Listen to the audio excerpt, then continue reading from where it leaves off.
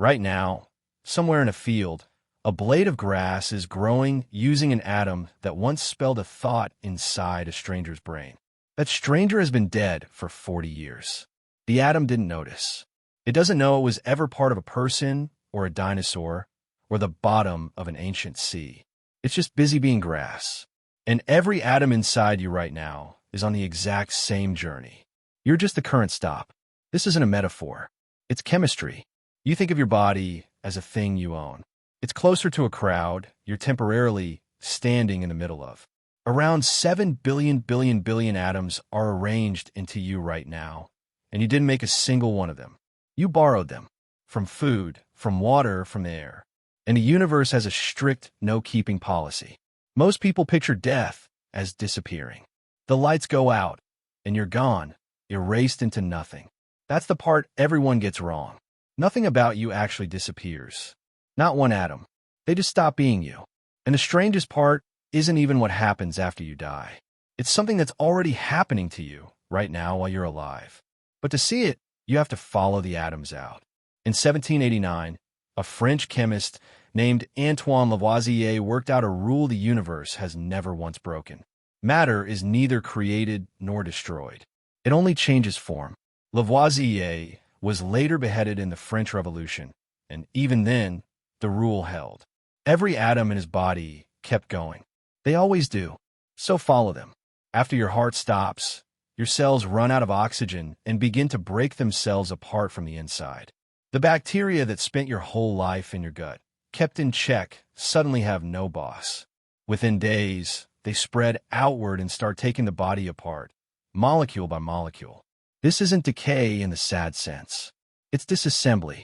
Your atoms are being unpacked. The carbon that built your hands lifts into the air as gas. The nitrogen floods into the soil. Forensic scientists have actually measured this. At a research facility in Tennessee, opened in 1981 under anthropologist William Bass, researchers laid donated bodies out in the open and study exactly what happens next. They found something they didn't expect.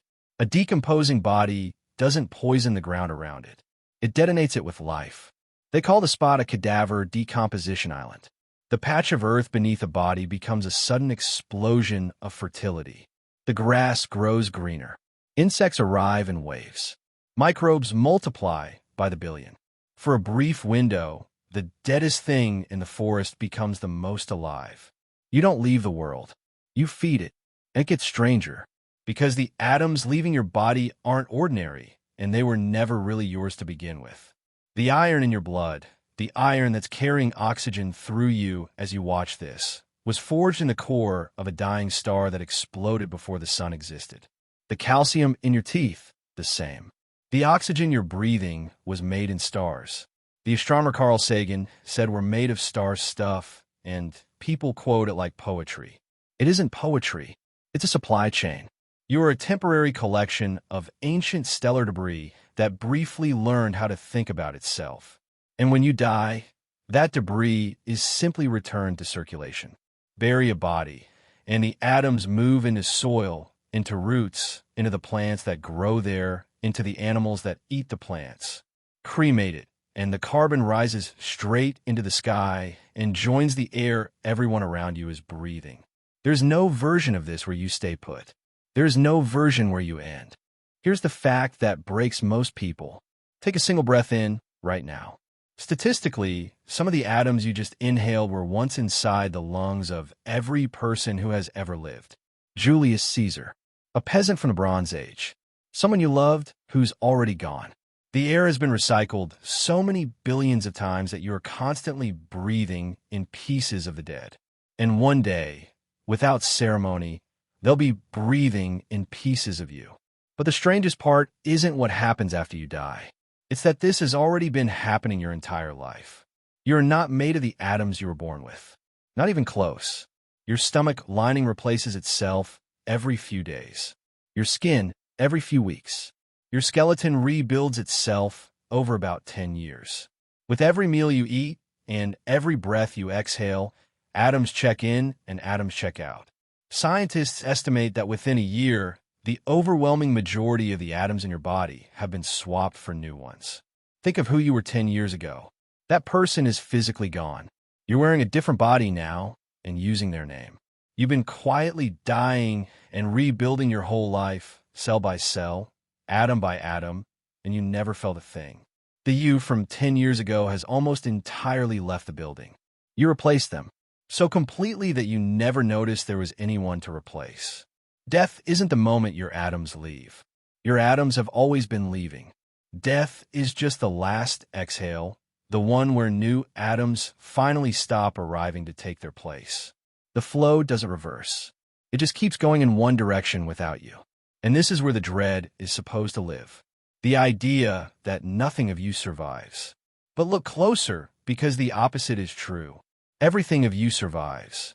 Every atom that ever spelled out your name keeps going, indestructible, into grass and rain and strangers and stars. You don't get to keep them, but they don't get to stop, either. You wanted to be remembered. That's the version of immortality humans invented and then mourned when we couldn't have it. But underneath that story, there was always a quieter one.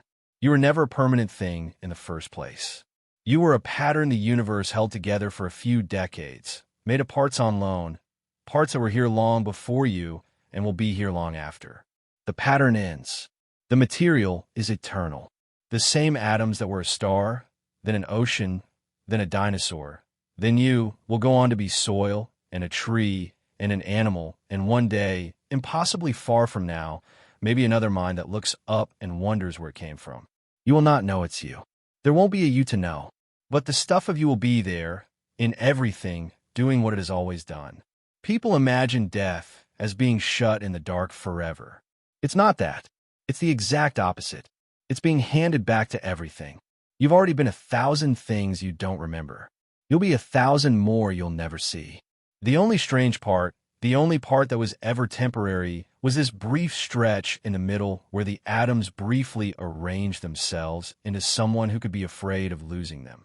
You won't disappear. You'll disperse. And the universe, the same one that was running for 13 billion years before you showed up, will keep doing what it always has. Taking you apart, gently, and building something new. It's already started. It never actually stopped.